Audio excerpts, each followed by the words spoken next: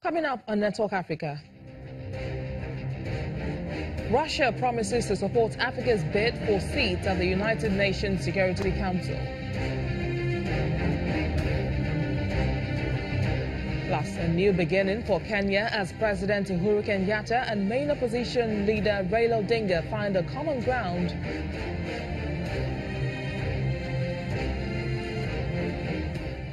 And Mauritius President Amina Fakim, who is also Africa's only serving female president, faces impeachment.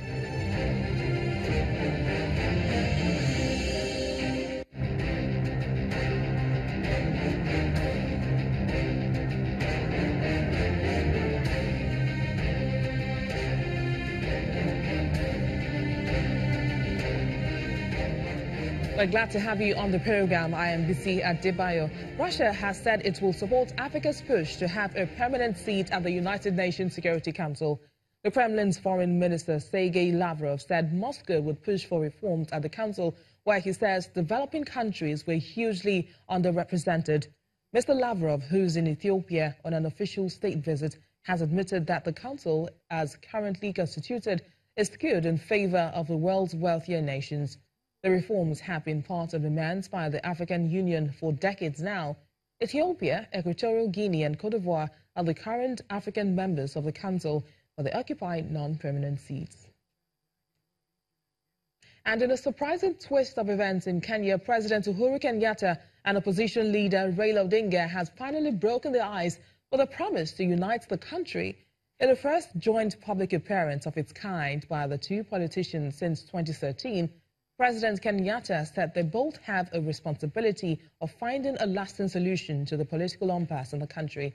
Many say the surprise meeting is likely to lower political tension in the country, especially after the disputed election violence of last year that claimed the lives of at least 100 people.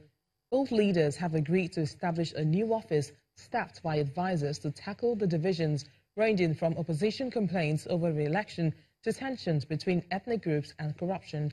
Meanwhile, the U.S. Secretary of State is due to arrive in Kenya as part of his week-long tour in Africa. We have a responsibility as leaders to be able to come together to discuss these issues and to find solutions that will bind our people together, that will unify our country, and that will give us a life cycle that is beyond the 5 years that we have established for ourselves. Elections come and go, but Kenya remains. So as we plan ourselves for the future, our future cannot be dictated by the forthcoming election. Our future must be dictated by the prosperity, stability of our nation and the well-being of our people. The reality is we need to save our children from ourselves. My brother and myself have therefore come together today to say this descent stops here. We refuse to allow our diversity to kill our nation. We refuse to be the leaders under whose watch Kenya's lead into a failed nation.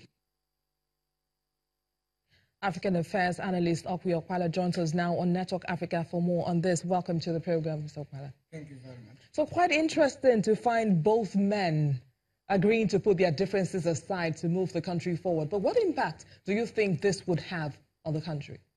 It will have a lot of impact. In fact, it's like pouring cold water in a raging fire. For some time now, it's not just for these two players. Remember that their fathers were sworn enemies.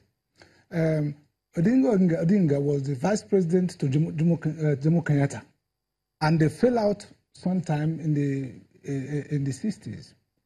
And since then, there have been competition, not just between the families, but also between the tribes and also between their political, those who believe in their political philosophy.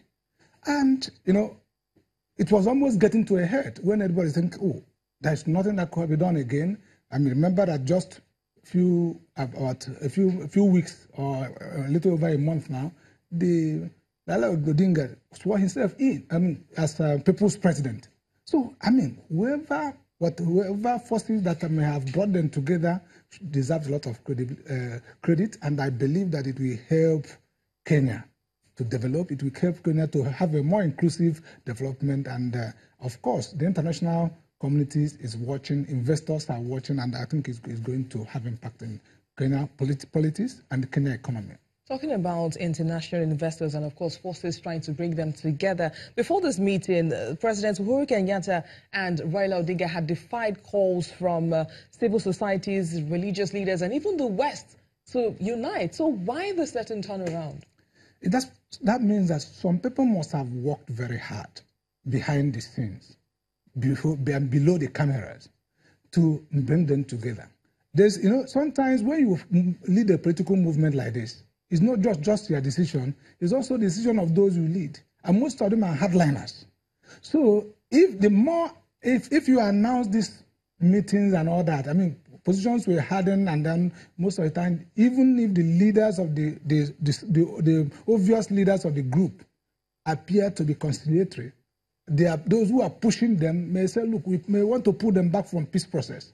So, but I think that because it was not announced, a lot of work was going on underground, and then probably a few individuals were picked, and then before we just see the result. If there have been press conferences that we are going to talk to Odinga, nothing may have happened, because the leaders, the followers, or the members of the various groups will make sure they drag their leader along at the path where the majority tendency wants to be. And most of the time, it's hardening of positions. Now, the U.S. Secretary of State, Rex Tillerson, is scheduled to visit Kenya as part of his Africa tour. Now, couldn't this just be a publicity stunt just to show Mr. Tillerson that, well, all is well in Kenya? I don't think so at all. In fact, it could be publicity. The president may want it as a publicity stunt, but the opposition, his relevance is just showing that, look, the president is not legitimate. To show that he has no credibility, he has no legitimacy, is the game a normal opposition want to play before a very big visitor. So Raila Odinga has no business trying to put up a show to give impression that Odinga is a legitimate president receiving a powerful foreign dignitary. So even if the president wants to play it, Odinga will not want to play along. So there's nothing reducing. We cannot play down the magnitude of the work and the concession and the sacrifice the two leaders have made.